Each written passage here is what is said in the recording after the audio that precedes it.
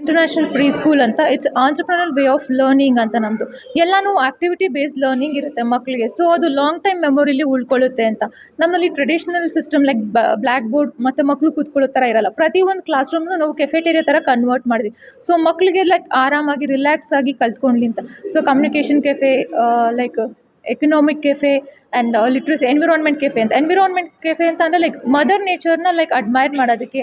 So green wedges ಮಕ್ಕಳಿಗೆ ಚಿಕ್ಕದಿಂದನೇ ಎಲ್ಲ ಅಳವಡಿಸ್ಬೇಕು ಅಂತ ಗ್ರೀನ್ ವೆಜ್ಜಸ್ನ ಗ್ರೋ ಮಾಡೋದು, ಹೆಂಗೆ ಬೆಳೆಸ್ತೀವಿ, ವಾಟರ್ ಪ್ಲಾಂಟ್ಸಿಗೆ ಹೆಂಗೆ ವಾಟರ್ ಮಾಡ್ತೀವಿ ಅಂತ ಹೇಳ್ಕೊಡ್ತೀವಿ.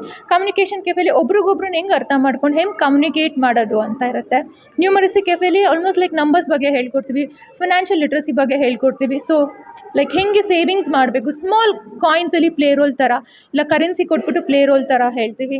ಸೊ ಸೋಷಲ್ ವೆಲ್ಬೀಯಿಂಗ್ ಕೆಫೆ ಅಂತ ಇರುತ್ತೆ. ಅದರಲ್ಲಿ ಮಕ್ಕಳು ಸೊ ಒಬ್ರನ್ನೊಬ್ರು ರೆಸ್ಪೆಕ್ಟ್ ಮಾಡಬೇಕು. ಸೊ ಅವ್ರ ಫೀಲಿಂಗ್ಸ್ನ ಅರ್ಥ ಮಾಡ್ಕೋಬೇಕು, ಎಲ್ಲದಕ್ಕೂ ಗ್ರ್ಯಾಟಿಟ್ಯೂಡ್ ಇರಬೇಕು, ಬಂದವ್ರನ್ನ ವಿಶ್ ಮಾಡಬೇಕು, ಗುಡ್ ಮಾರ್ನಿಂಗ್, ಗುಡ್ ನೈಟ್ ಅವ್ರ ಗುಡ್ ಆಫ್ಟರ್ನೂನ್ ಅಂತ.